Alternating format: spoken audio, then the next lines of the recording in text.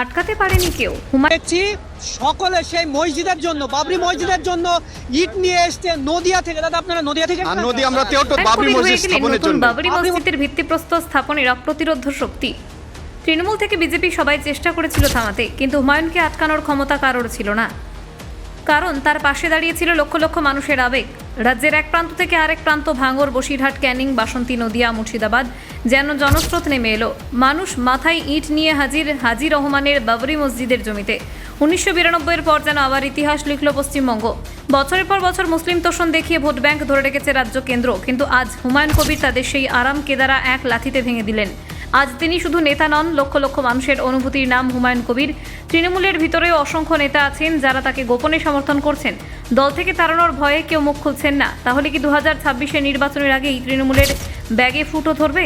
কারণ সংখ্যালঘু ভোট ছাড়া এই রাজ্যে সরকার গড়া অসম্ভব। আর সেই ভোট হুমায়ুনের এই বাবরি মসজিদের আগুন কি মমতা বন্দ্যোপাধ্যায়ের রাজনীতির জন্য বিপদের ঘণ্টা বাজিয়ে দিল?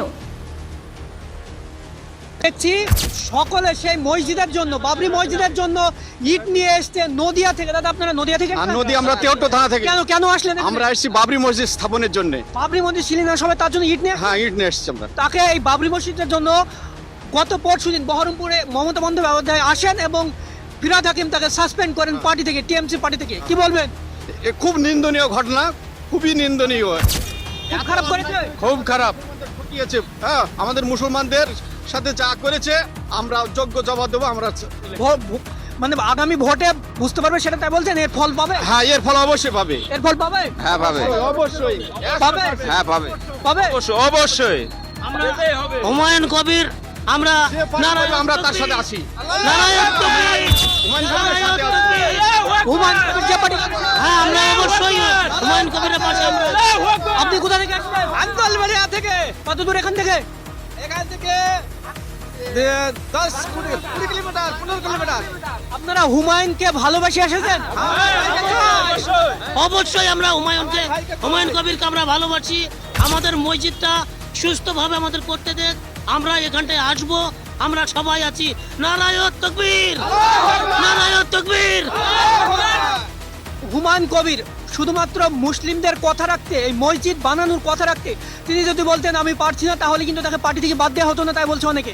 আসলে আপনাদের কথা রাখতে ওকে তাকে এগুলো অজুহাত, এগুলো অজুহাত।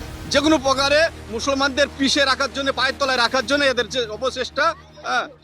আপনি বলছেন মমতা বন্দ্যোপাধ্যায় মুসলমানকে পিছিয়ে রাখতে? হ্যাঁ, মুসলমানদের অবশ্যই প্রতিটা বিষয়ে মুসলমানদের ব্যবহার। তা না হলে ওয়াকফ বিলের জন্য উনি ওইরকম ভাবে ছেড়ে দিতেন না যে দিল্লিতে গিয়ে আন্দোলন করো। মুসলমানদের শুধু ব্যবহার করে এসছে উনি। ব্যবহার করেছেন? হ্যাঁ, অবশ্যই ব্যবহার করে এসছে। রাজ্যের বিরোধী দলনেতা শুভেন্দু প্রতিশ্রুতি দিয়ে এতদিন আমাদের চালাচ্ছে। রাজ্যের বিরোধী দলনেতা শুভেন্দু অধিকারী তো বলেন যে মমতা সরকার মুসলিম লীগ সরকার, তাহলে তো মুসলিমকে ভালোবাসেন। মিথ্যে, মিথ্যে। আমরা চাই আমাদের সুস্থভাবে মসজিদটা করতে দেন। আমরা দরকার হয় জান দেব, আমরা জান দেব, তবু আমরা মসজিদ আমরা বানানোর জন্য আমরা এক পা পিছু হাঁটবো না। আমাদের জান আমরা রক্ত দিয়ে দেবো, আমাদের মসজিদটা আমরা চাই।